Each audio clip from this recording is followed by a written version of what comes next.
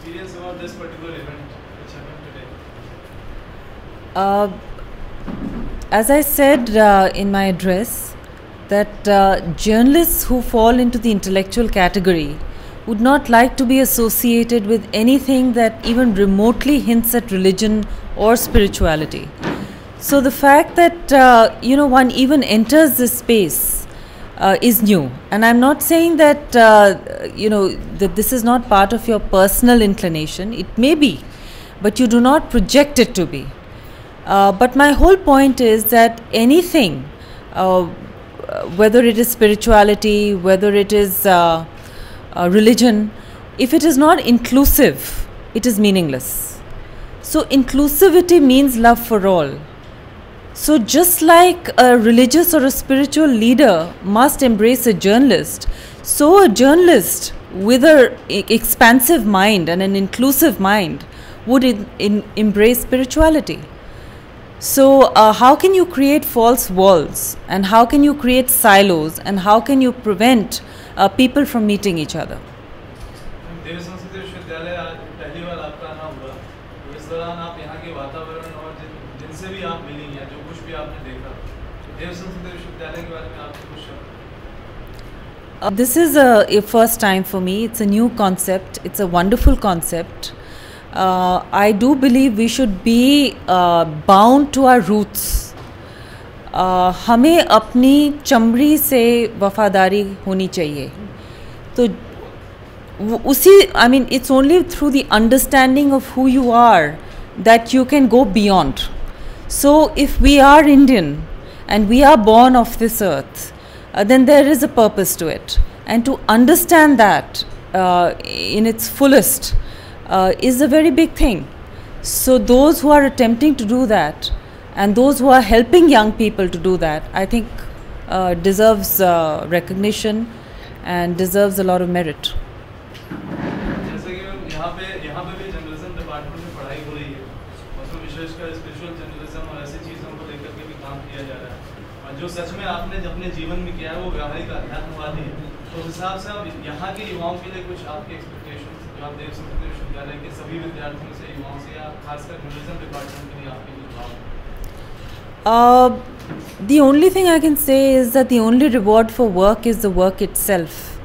If you think of what is in it for me, the money, the fame, the recognition, what is destroying India is that everybody wants more recognition than the other person. And that's not possible. It's a 1.2 billion, people country.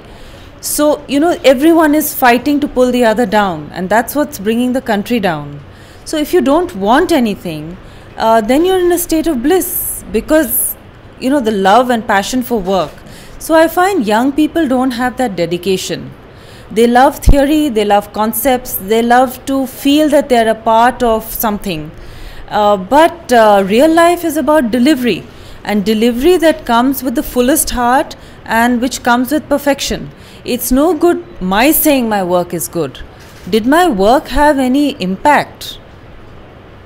You wouldn't have called me here if my work didn't have impact. So it's no good my sending emails to everybody and saying, I broke these 10 stories. The fact is that they created some impact. And I hope that impact will be good for India. The impact was not good for me personally. The impact was not good for me professionally. But that's very small. One individual sacrificed for a higher good counts for nothing. In the divine order, thousands of people dying for a larger purpose means nothing. भविष्य में आप किस तरीके से विश्वविद्यालय के साथ कुछ आपसे हम लोग और क्या सीखने को मिल सकते हैं? I am at this stage in life, I don't have children. I am at this stage in life where I have learned so much that if I am given any opportunity to share my learning with the youth of India, I would be more than privileged. I think, if one could say that, it would be a second calling. If I could just give it as an inheritance, I would give it. If there was any way someone could tell me that, you just have to sign it over, I'd sign it over. Our patron said that 21st century is bright future. The way you did wonderful work to bring the positivity out out of all those things, वो darkness जो हमारे सामने छाई हुई थी उससे सच्चाई को निकालने का जो प्रयास आप कर रही हैं, इस संदर्भ में इस बारे में आपके क्या विचार है कि क्या 21वीं सदी उज्जवल भविष्य है? I don't think one can change the world, but certainly one's duty is to change oneself and to reach and understand and admire one's highest self, one's highest potential. If you don't love yourself, how can you love another? If you don't strive for personal perfection, how can you instruct others to be perfect? So this whole love for perfection is something that people may or may not emulate, but it's not something that personally any individual should ever tire of till one's last breath. देव संस्कृत विश्वविद्यालय में आके आपको कैसा लगा? ये विश्वविद्यालय जो है मेरे बहुत करीब है, मेरे जीवन की जो दिशा है उसके बहुत करीब है। आपको, आप सब छात्रों को जो दिया जा रहा है वो संस्कृति की वो महक है जिसके लिए शहर में और विदेशों में हम सब बहुत सारे लोग बहुत प्यासे हैं, और इतनी खूबसूरती से आप लोगों को जो दिया जा रहा है वो मेरे हृदय को प्रफुल्लित करता है, मेरी आत्मा को बहुत शांति देता है। कल शाम को हम लोग को अवसर मिला कि हम लोग ने आपकी फिल्म को देखा जो आपने बनाया, सबको बहुत ही दिल से वो अच्छा लगा।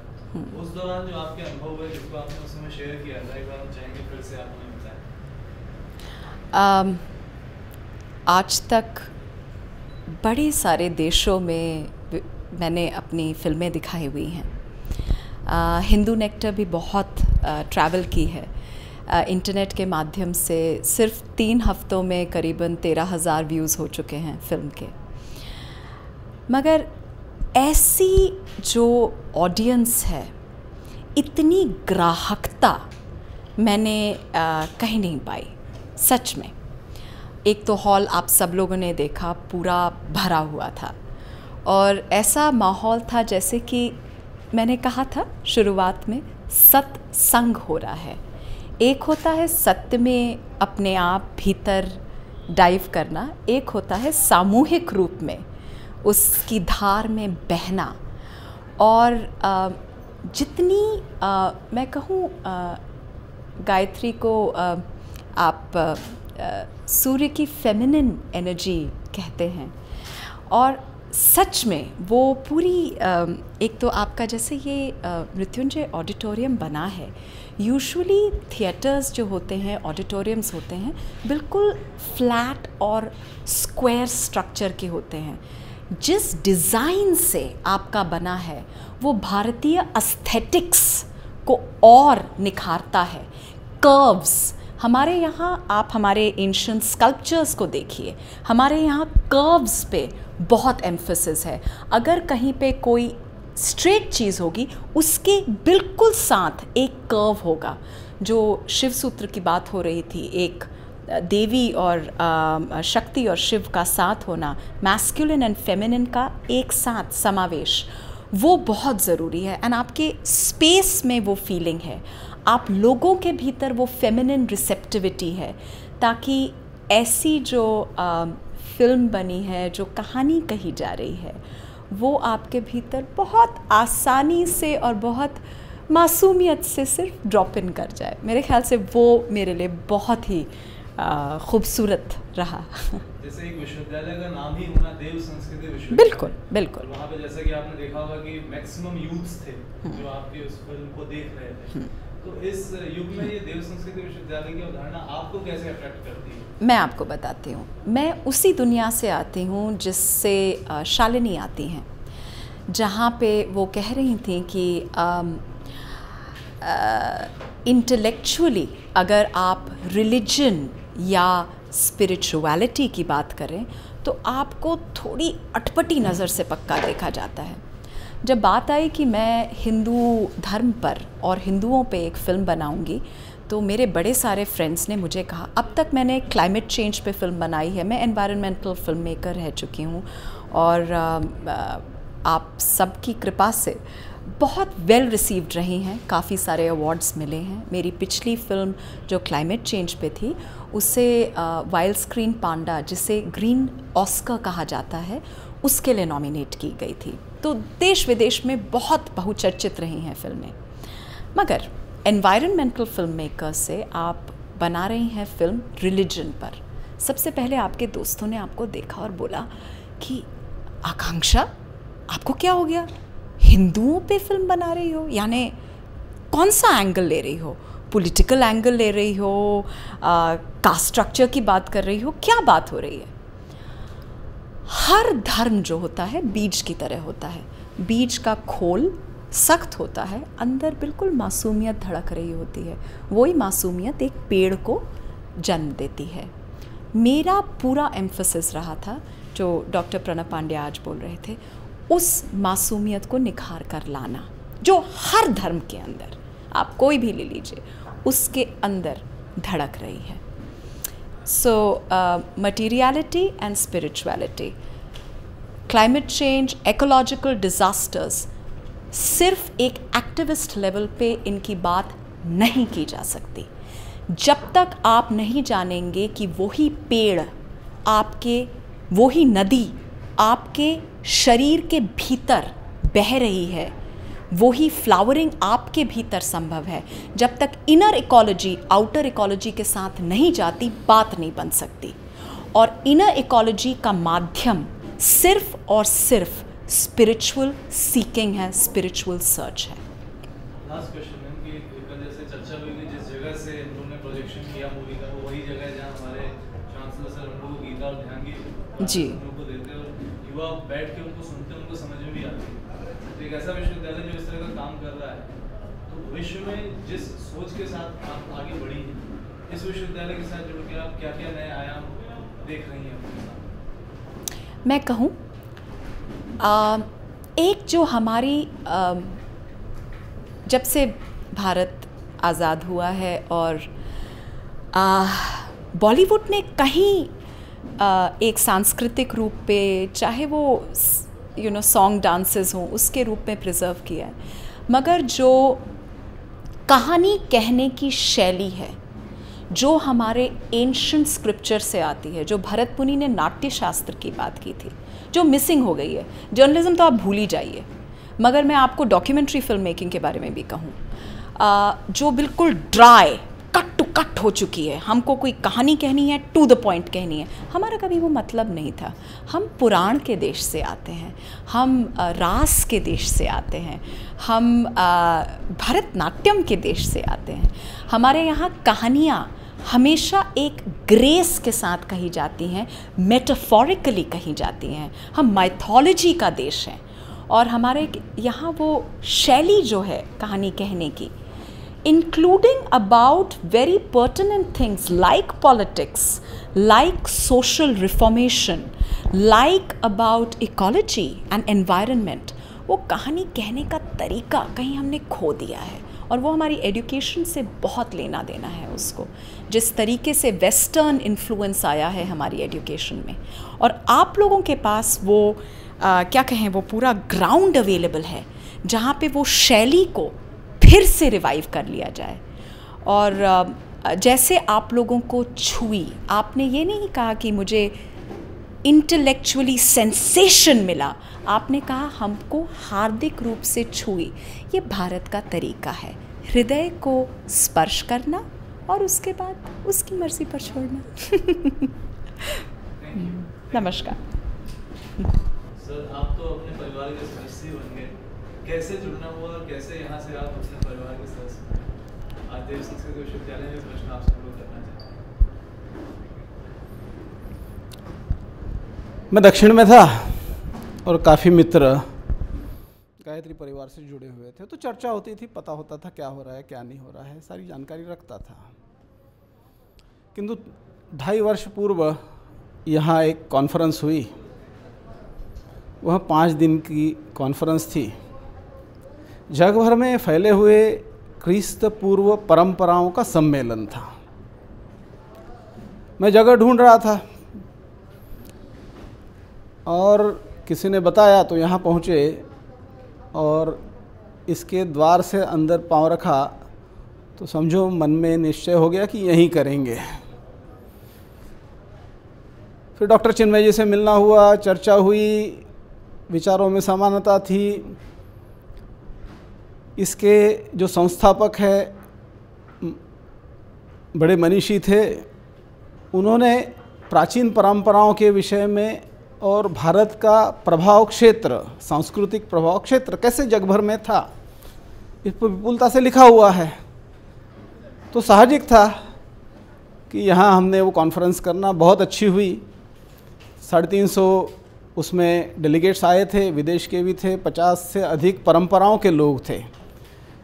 तो न्यूजीलैंड के माओरी से लेकर तो हवाई यानी पूरा पूरब से पश्चिम तक ऐसी ये परंपरा सब आई थी।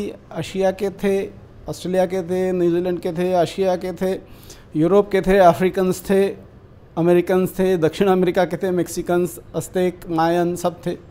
तो अपने आप में एक बड़ा अच्छा सम्मेलन हुआ था और वो अविस्मरणीय जगह बना गया। उसके बाद आता रहा हूँ, मिलता रहा हूँ, देखता रहा हूँ। तो इस तरह से इस संस्था से जुड़ना हुआ है और जैसे आपने कहा कि इसके एक अंग बन गया, तो हाँ हूँ, बन गया हूँ। उसमें मुझे आनंद है उसमें। जिस उद्देश्य के साथ आप काम कर रहे हैं उसमें ये जो युवा यहाँ पर जो एक एजुकेशन सिस्टम के अंदर उन्हें उस तरीके से ट्रेन किया जा रहा है देव संस्कृत विश्वविद्यालय में, तो इसके संदर्भ में आपको क्या क्या? भारत में शिक्षण की खूब महत्ता बढ़ रही है। सरकार भी जोर दे रही है, समाज भी दे रहा है, परिवार भी दे रहे हैं। लेकिन वो सारा शिक्षण जो उपलब्ध है आसानी से, वह कहीं भी भारतीय संस्कृति से हमको जोड़ता नहीं है। तो विद्यार्थी के मन में ग्रेजुएशन होने तक समझ में ही नहीं आता है कि वो क्या है, वो क्यों यहाँ आया है, क्यों भारत में जन्मा है, उसका क्या रोल हो सकता है, वो कंट्रीब्यूट क्या कर सकता है इस देश को, इस दुनिया को, मानव समाज को, वो क्या दे सकता है, उसमें क्या गुणवत्ता है। और जब वो यूनिवर्सिटी से बाहर हो जाता है तो पहले 5-10 वर्ष तो उसकी धक्काबुक्की चलती है। और ये जो आईटी के आजकल पर्सनल बन रहे हैं उनका खूब गुणगान होता है, लेकिन they are nothing more than a coolie. सुबह 5 बजे 6 बजे उठते हैं, 8 बजे ऑफिस जाते हैं, रात को 8 बजे के बाद आते हैं और घर में आते आते फिर कंपनी ने दे दिया लैपटॉप तो वही लेकर काम कर रहे हैं। रात को 12-1 बजे न परिवार है, न बच्चे हैं, न पत्नी है, न कुछ। ऐसी एक व्यवस्था में अपना समाज दौड़ रहा है और ये जिसको रैट रेस कहते हैं वो कंप्लीट वैसे बना दिया है। इससे भिन्न कुछ होना चाहिए, ऐसे हर हमेशा मन में कहीं न कहीं कसक थी। और जब देव संस्कृति विश्वविद्यालय आया तो कहा हाँ ये जगह है जहाँ पर संस्कृति का महत्व क्या है, इसकी व्यवस्था कुछ करने का प्रयास हो रहा है। इसलिए मैं कह रहा हूँ प्रयास हो रहा है कि जब हम कल्पना करते हैं नालंदा था या तो तक्षशिला था, ऐसे विश्वविद्यालय जहाँ पर जग भर के विद्यार्थी दौड़ दौड़ कर आते थे, ऐसे विश्वविद्यालय निर्माण करने की एक जगह यह भी हो सकती है, इसकी संभावना जग रही है, जगी हुई है।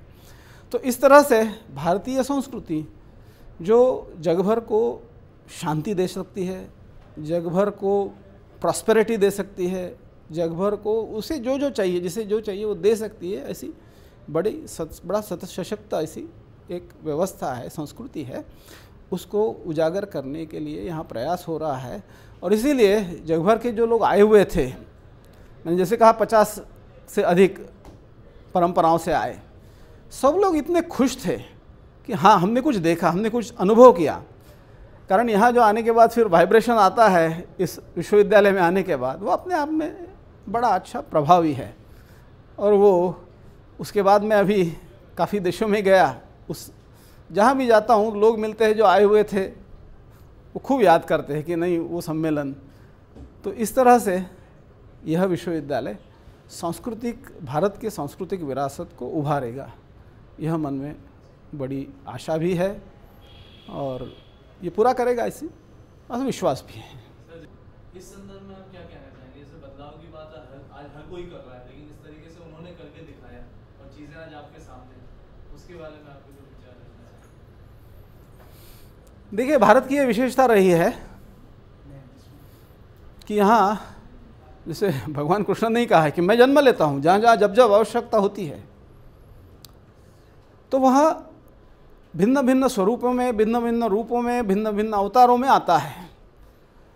और इसीलिए अपने देश में यदि हम उदाहरण ही देना चाहें तो आदिगुरु शंकर का है कि जो 33 वर्ष के 33 ईयर्स की आयु में इस देश के प्रदक्षिणा 2 बार 3 बार 4 बार कर गए। उन्होंने जो कुछ निर्माण करना था वो निर्माण कर दिया, 4 पीठ निर्माण कर दिए। जो धर्म, जो समाज बिल्कुल पूरी तरह से ह्रास हो रहा था उसको फिर से खड़ा कर दिया। तो ऐसे मनीषी, ऐसे ऋषि इस देश में निर्माण होते रहे हैं, जन्म लेते रहे हैं। उसी परंपरा में स्वामी विवेकानंद भी है, लंबी परंपरा है। उसमें ही मैं पूज्य पंडित रामशंकर वर्मा आचार्य जी को भी देखता हूँ कि वो एक ऐसा, कारण असाधारण सा व्यक्तित्व था। चारों वेदों पर भाष्य करने वाले बहुत कम लोग हैं, उनमें वो एक थे। उसके परे भी उन्होंने बहुत काम किया, लिखते रहते थे, लेखन कार्य अविरल चलता था। तो ऐसे एक अद्भुत सा ऐसा यह जन्म था उनका, और उसके कारण प्रभाव जरूर होगा। सबका एकत्रित प्रभाव होकर युग बदलेगा। तो सब पॉजिटिव शक्तियाँ केवल भारत की नहीं, जग भर की इकट्ठा आना आवश्यक है, एकत्रित आना आवश्यक है। और उसी प्रयास में हम सब लगे हैं, और ज़रूर ये भी एक परिवर्तन की ओर हम आगे बढ़ रहे हैं, ऐसा विश्वास है। जी नमस्कार। आप भी हमारे परिवार के ही सदस्य हैं और आपसे काफ़ी कुछ समय समय पर सीखने को मिलता रहता है हमें।